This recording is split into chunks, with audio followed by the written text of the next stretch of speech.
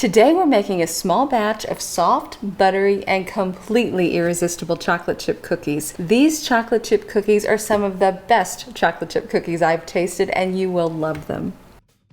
Combine 4 tablespoons of softened butter along with 3 tablespoons of brown sugar and 2 tablespoons of granulated sugar in a medium-sized mixing bowl.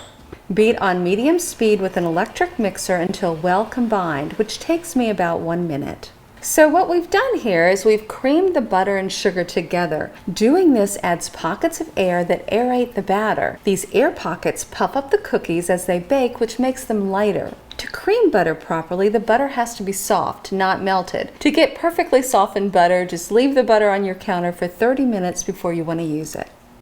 Next, we'll add in 1 large egg yolk and 1/2 teaspoon of vanilla extract.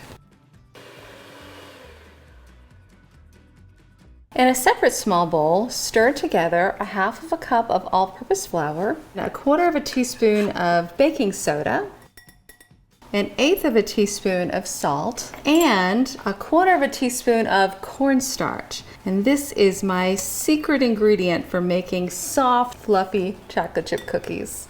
And now we'll add the dry ingredients to the wet ingredients, and we'll mix it together just until the dough starts to form. Next, fold in 1/2 cup of semi-sweet chocolate chips.